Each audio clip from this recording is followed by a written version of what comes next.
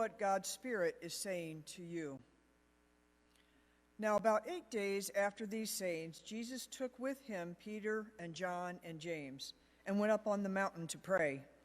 And while he was praying, the appearance of his face changed, and his clothes became dazzling white. Suddenly they saw two men, Moses and Elijah, talking to him. They appeared in glory and were speaking of his departure, which he was about to accomplish at Jerusalem. Now Peter and his companions were weighed down with sleep, but since they had stayed awake, they saw his glory and the two men who stood with him. Just as they were leaving, Peter said to Jesus, "Master, it is good for us to be here. Let us make 3 dwellings, one for you, one for Moses, and one for Elijah," not knowing what he said. While he was saying this, a cloud came and overshadowed them, and they were terrified as they entered the cloud. Then from the cloud came a voice that said, "This is my son, my chosen. Listen to him." When the voice had spoken, Jesus was found alone, and they kept silent, and in those days told no one any of the things they had seen. Here ends the reading of words that give us insight on God. May God grant us wisdom and courage for interpretation.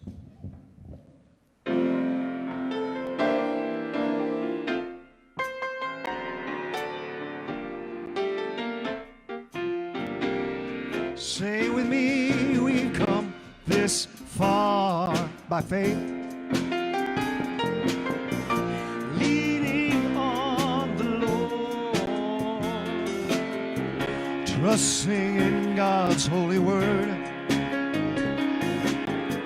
'cause God's never failed me yet. So I say, oh, I can't turn around. We've come this far. Say, we've come this far. We've come this far by faith.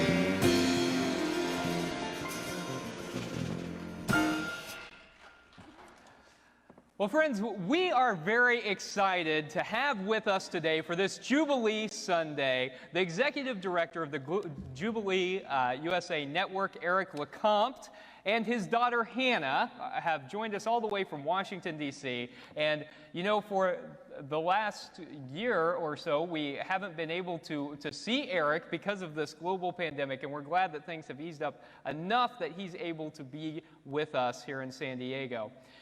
You know, Eric has done so many incredible things. He's been working for justice for well over 25 years, and he has spoken to the United Nations, and he has done so much work to help win assistance for those who are living in poverty all around the world. And we are so grateful to have Eric LeCompte with us this morning. Friends, will you please join me in welcoming to the University Christian Church pulpit, Eric LeCompte.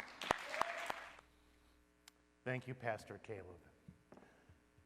It is such a gift to be with you all here in person again today. The last time I was here with you was just a few weeks before the World Health Organization declared that we were in the midst of a global pandemic. A few weeks before that, I was in Rome to meet with Pope Francis, Kristalina Georgieva, the head of the International Monetary Fund, 12 finance ministers, and other major religious leaders, before this was called a pandemic, to talk about Jubilee's work to be able to prevent financial crisis, address inequality, end extreme poverty, and protect our planet. Little did we know then when I was in Rome, or a few weeks before when I was here with you, that we would be experiencing here and around our world the greatest crisis since the Great Depression. It's really a joy to be with you today, and while we're going to talk a little bit about what Jubilee does and your partnership in that work, as well as reflect on the readings, some of you are going to hear some stories from me that you've heard before, but you're also going to hear some new stories. And I've decided throughout the course of our conversation together today to make a few confessions and let you in on a few secrets. So before we get into it, let me start off with a confession and a secret. One of the gifts of this pandemic is that I've been able to drop in on Fridays, Saturdays, and Sundays to many of our 750 congregations across the United States and listen to people worship virtually, in person, and hear some very powerful preaching that has continued to focus me. So let me confess, while I'm happy to be able to share with you and be a part of this conversation today, I am jealous that I don't get to hear another wonderful sermon from Pastor Caleb. Really. I mean, really one of the finest homilists and sermon providers. And I know we all know this, but the amount of work it goes into preparing a bad or good sermon is a lot of work. So, for our friends and religious leaders who do that act of charity for us, I always try, it's always a good sermon with Pastor Caleb, but even when I'm dropping in a congregation and the sermon's a little rough, I always want to remind myself how much work, went into that. Let me offer a secret. I know this is being videoed, but I know you're not going to share the video anywhere or, let any of our other congregations know this secret. I'm so honored to have my 14-year-old daughter with me today, Hannah Grace LeCompte. And Hannah, some of the stories I've told you about her, you'll hear again for those that might remember. Now she's a beautiful 14-year-old young woman, still as brilliant as the sun. The secret is out of the almost a dozen religious communities that are part of Jubilee that I will be speaking at or preaching at or giving updates at this week. The secret is that the community I wanted Hannah to be able to come be a part of worship most was University Christian Church.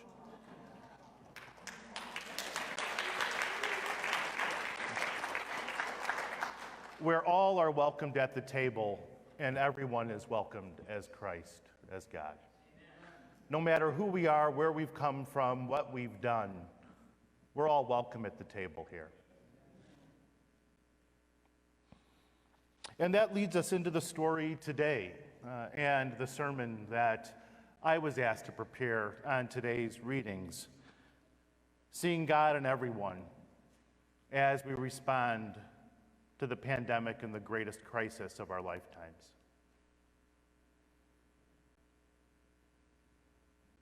When I was young, 4 or 5, my most vivid memory for me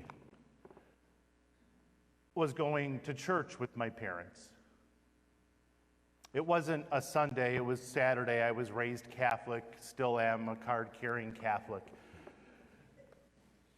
And we were going on a Saturday to visit the various statues at the church, to see Joseph, to see Mary, to see the way of the cross surrounding our religious community.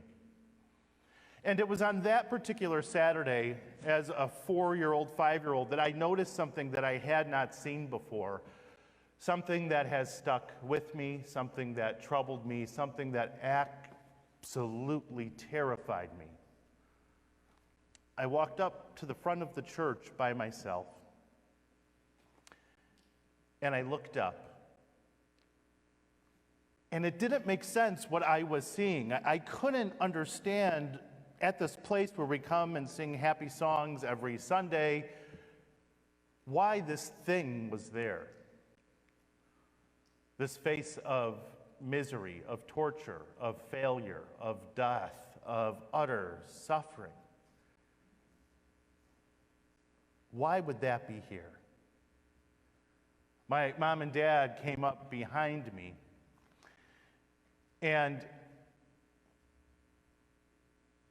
my mom said, "That's Jesus Christ, the Son of God." And my dad said, "You know, Eric, we're all the children of God." And I remember looking up at that face and seeing that and thinking, if this is what happens to the children of God, I want no part of it. And that memory has haunted me and haunted me in my life, my search for justice, and that struggle. What does it mean if we're all the children of God?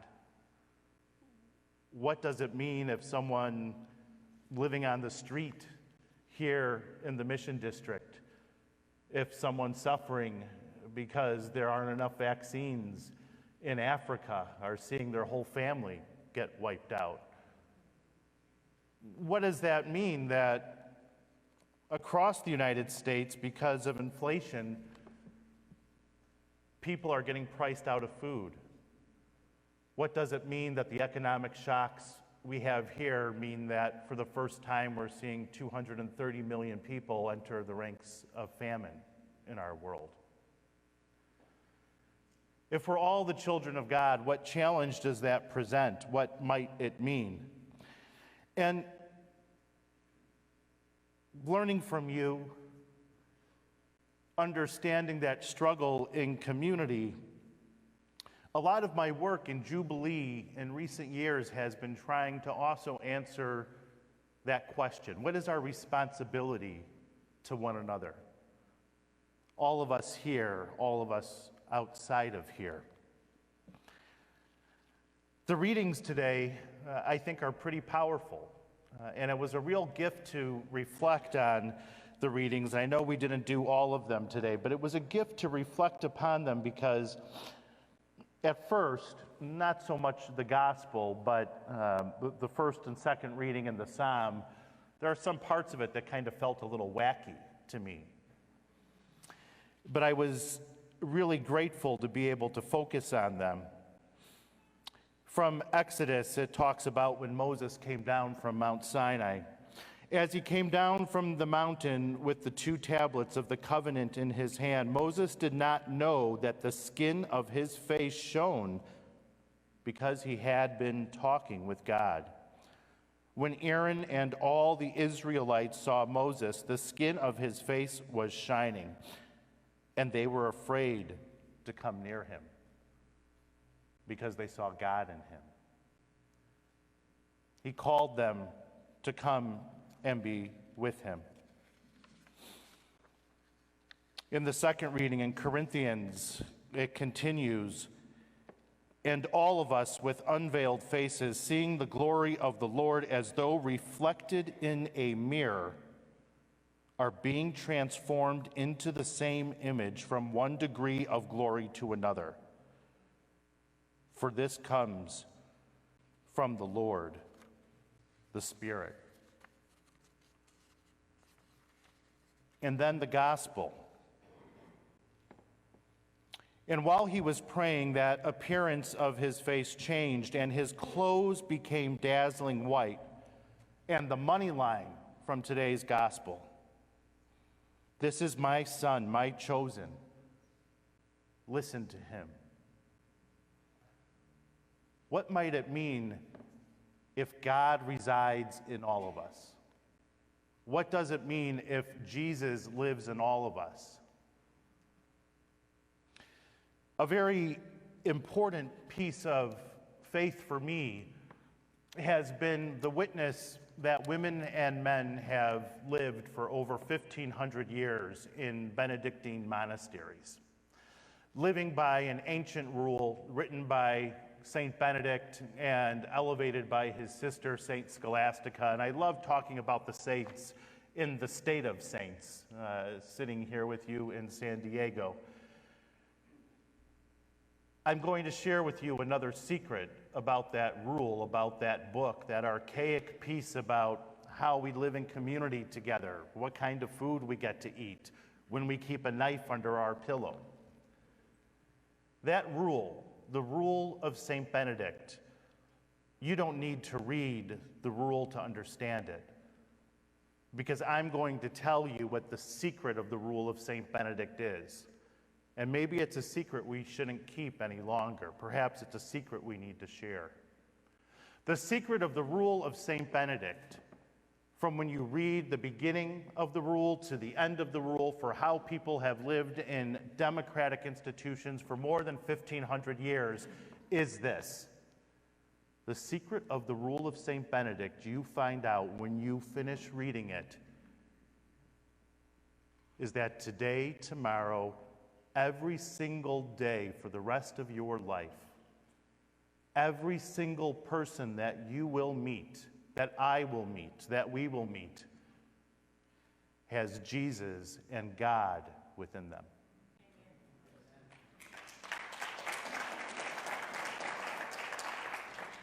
Beyond being a child of God, God lives and resides in all of us. That's pretty serious. And it makes me reflect on how I've acted towards others even today. If God is in all of us, how do we treat one another? What is our responsibility to one another? That rule also influenced many social movements, and I know people here are very aware of some very important social movements. There was a liturgist, Reverend Virgil Michael, who did work at the time of the Great Depression about what it means to have liturgy. And I believe it's a liturgy that you all live out here every Sunday when you celebrate. But the idea, which became popularized and then moved forward in Vatican II for global church reform, and even more recently in some other religious documents, was a marriage of faith and action.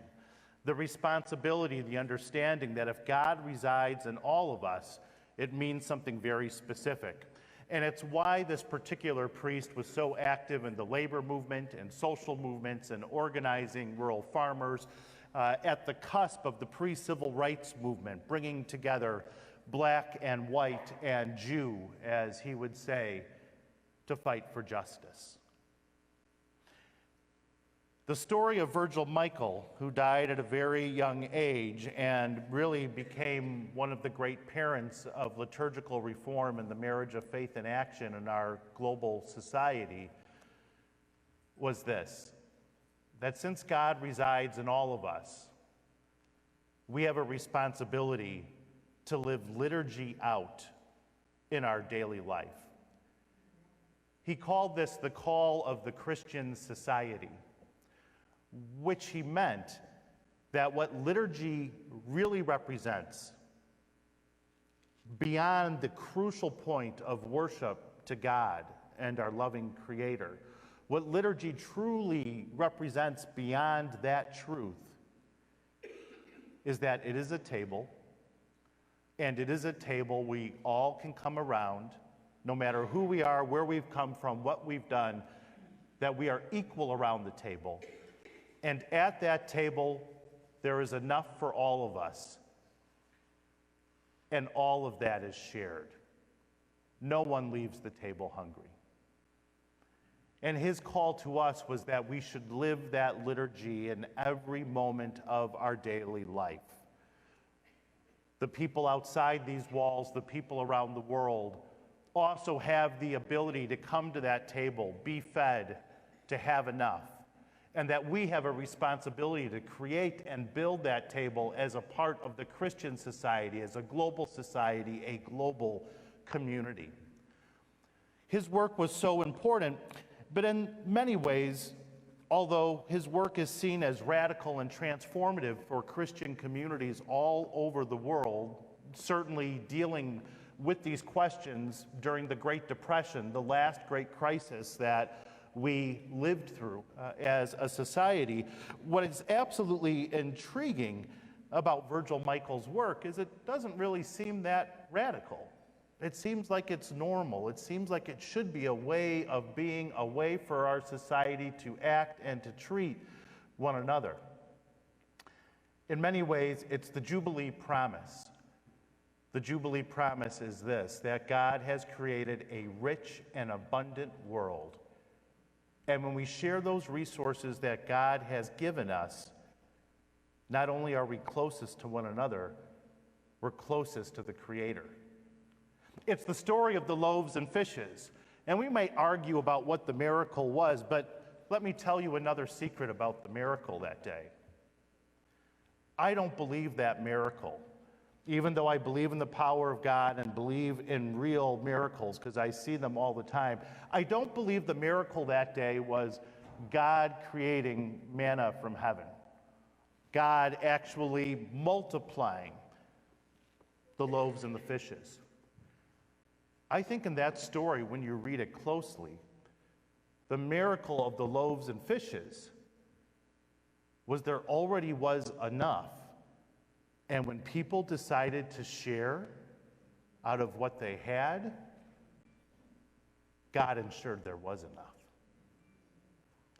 And I think that's the call for us during the pandemic and the call for the work that you've been a part of as one of our strongest supporters at Jubilee, as well as, you know, the United Church of Christ and Disciples nationally being founding members.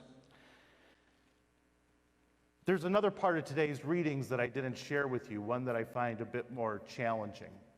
Certainly as someone who believes in a merciful God who will see us and love us and forgive us for all we have done, part of the Psalms remind me today of a judgmental God.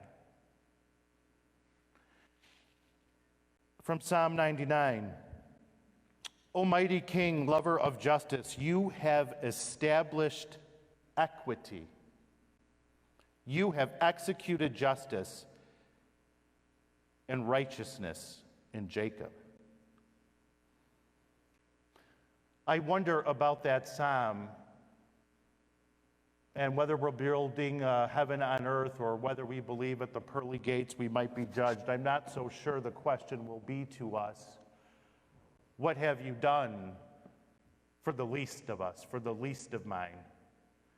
I think perhaps in these times of pandemic, the question might be, in such a great time of crisis, did you hoard or did you share? In such a great time of crisis, did you exploit the poor so you could become rich and wealthy? Or did you share so that we all had enough? That promise and work of Jubilee is so important, and it was really brought home to me 2 nights ago when I was reading to my 10-year-old son, Jeremiah Matthew. And Jeremiah, as a 10-year-old, is a pretty interesting and fascinating kid. He has a mind that is always going 1,000,000 miles an hour. You don't have to ask to get an opinion from Jeremiah. You don't have to ask to be taught about a lesson from Jeremiah. And so before we started reading, Jeremiah and I were talking a little bit about the work that we all do together at Jubilee. And Jeremiah just took off after a few sentences because we had just finished the next major moment of global decisions on Jubilee's work when the finance ministers of the G20, the wealthiest countries in the world, who are making all the decisions on global pandemic response, just made another round of decisions. Jeremiah went in right away to tell me about the challenges that Africa is facing. Only 11%, Dad, of people in Africa have been vaccinated. Dad, the debt crisis is so bad right now because of the pandemic in Africa. It's crazy how much debt China holds, and that people can't go to school, they can't get education, that all of these countries are in great crisis. And you know, Dad, Jeff Bezos has become the richest man on the planet during this terrible crisis. Some say, Dad, soon he's going to be a trillionaire, the first trillionaire. And as Jeremiah said that, the readings that I was reflecting for when I would spend a week out with you all here, you have established equity. You have executed justice and righteousness in Jacob. I wonder what question is being asked of us. Did you hoard or did you share? Did you exploit the poor to become the world's first trillionaire? And Jeremiah and I continued, and I said, Jeremiah, you know, it's so nice to talk with you. You're 10 years old, about the work that we do, that Daddy does. You know, and all the things you're talking about are our major campaigns right now, to get vaccines to everyone in the world, to win debt relief, to stop future financial crises, knowing the reality that the most significant decisions on climate change in our lifetime will not be made by the United Nations. They will be made in the next 5 years as a part of pandemic response by the International Monetary Fund and the G20. That this is the work that Jubilee is doing, a work that many people don't understand. But Jeremiah, it's really great to talk with you about this. And Jeremiah looked at me with such intent, certainty, and seriousness. I'll never forget it. He looked at me and he goes, Dad, I gotta tell you, I am absolutely fascinated by the work you guys do. Steal my heart. 10 years old, absolutely perfect. And it's interesting, when we talk about the work, about addressing inequality and poverty and protecting our planet, it's all structural work. The charity work that we do is so vital and so important. But the work of Jubilee is to win that promise, to make sure we all have enough to deal with these particular structural issues. And as Jeremiah reminded me in that conversation about that work and the importance of the work, it also made me remember before the pandemic 5 years ago when I stopped 5 people on Capitol Hill, our office in the Methodist building right across from the Capitol, and I asked 5 people, 4 of whom worked for members of Congress, what is the International Monetary Fund? We believe the International Monetary Fund, certainly now in terms of global pandemic response, is the second most powerful institution after the White House.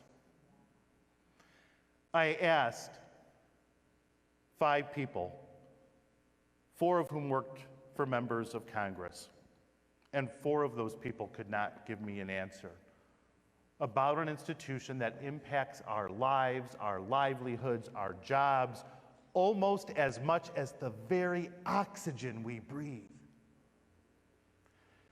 They couldn't answer.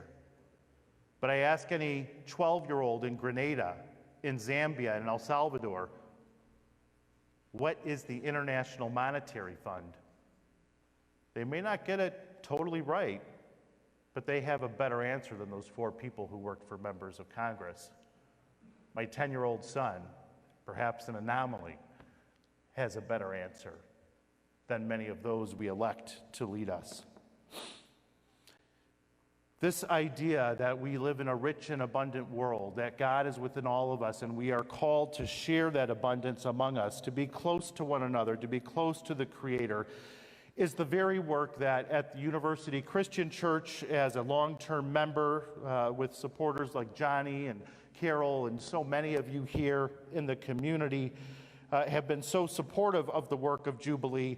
You were the first to join us at the beginning of the pandemic to sign a letter signed by 300 religious institutions strong, the largest Jewish, Christian, and Muslim religious institutions in the world, that called, in light of this pandemic, just as the pandemic was beginning, we need to make sure everyone has health care and vaccines as a response to this pandemic. 2 years ago, that we know what's coming, and we unfortunately are some of the few people that know what's coming, that with debt and financial issues, people's environments will either be protected or stolen from them. And we're seeing that on both sides right now in terms of what's happening. So we together in this letter called for protecting our planet in decisions that are made going forward. We called for debt relief and hundreds of billions of dollars of aid to be delivered to the developing world so that they can have stimulus to get through. We called for new processes on trade to protect the vulnerable. We called on new processes on debt and tax and anti-corruption so that we can be certain every person on planet Earth, no matter who they are, where they live, where they come from, can have access to health care, to food, to enough. You joined us in signing this letter, now signed by 300 religious institutions, as well as some of the largest political institutions in the world, including Greenpeace, including Amnesty International, including various chambers of commerce around the world, understanding that in this moment our faiths are intertwined. And I'm excited to report to you today on some of the progress of that work and some of what we need you all to continue to do as we move forward to win and gain progress. Over the last year, because of your support and partnership, we have won more aid for developing countries than over our 25-year history combined. Previously, in terms of debt and disaster relief, over 25 years on structural issues, we've won over $160 billion. This August, through something called International Monetary Fund currency, special drawing rights, we won $650 billion to support the world get through the pandemic. $230 billion of which immediately went to all developing countries.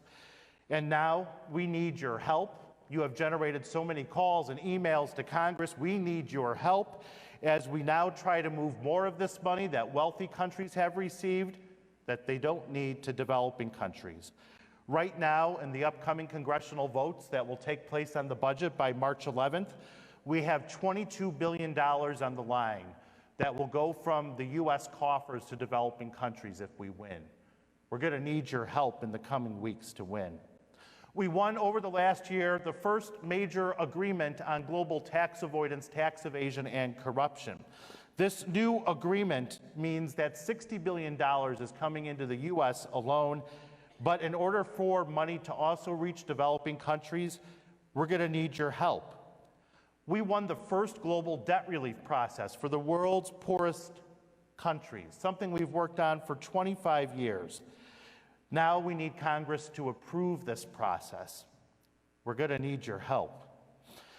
Our grassroots efforts are growing as more congregations are joining Jubilee, and we need you to invite your neighbor and friend religious communities to join us too. I really want to thank Pastor Caleb and Johnny and so many members who have really developed the partnerships here in Southern California. As people know, Caleb is one of our board members for Jubilee USA, so thank you for letting us borrow him from time to time.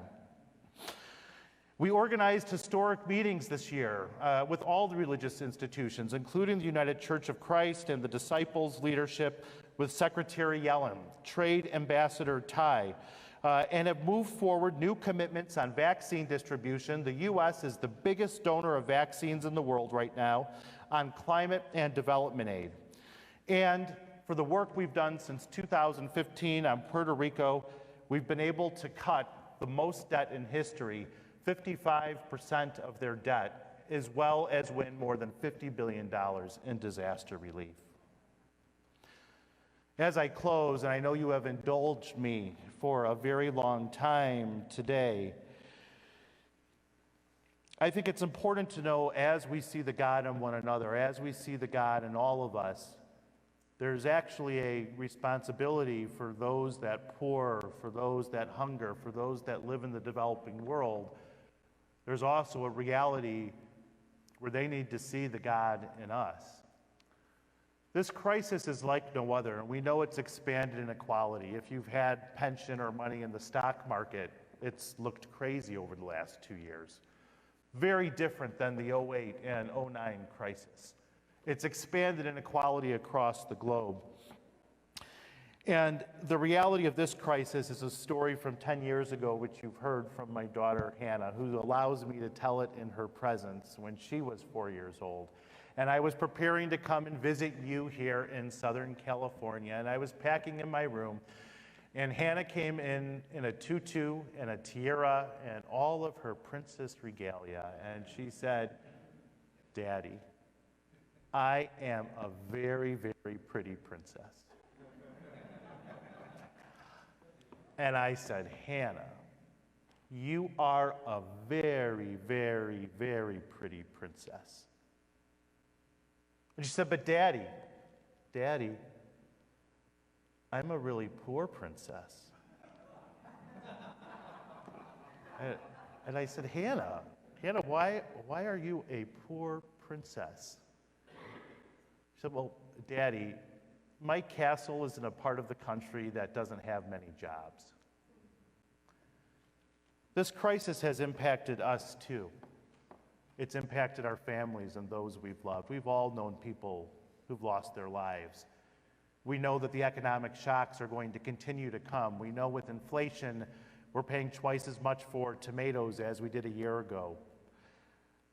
A secret that's not so much of a secret, gas is even going to get more expensive than it is now. The reality of the developing world, seeing the God in us and the responsibility, is the crisis we face in the United States and in Europe, which is not as severe, although important to us, not as severe as the deaths and the rapid escalating crisis people are facing in the developing world. We will see more variants here the longer it takes us to get vaccines around the world. Our inflation will grow here, and we will experience greater and more difficult and worse economic shocks the longer it takes us to provide aid and debt relief in the developing world. We will have a direct correlation to the economic shocks. So seeing the God in one another is also a co-responsibility where we pray those in the developing world, those who hunger in the street, also see and recognize the God in us. Because unless we solve this crisis everywhere, the crisis will persist everywhere. But we can solve it, and we are. We're all welcome to the table, and the Jubilee promise is at the table. There's all enough, and there's enough for everyone. If we can live out the values and the reality that God and Jesus lives in all of us, and we can be faithful to that reality, not only will we win, but the solutions will come where the children of God can celebrate in one community, where our planet is protected, inequality is addressed, and we can call poverty a question of the past. Thank you for indulging me today. God bless.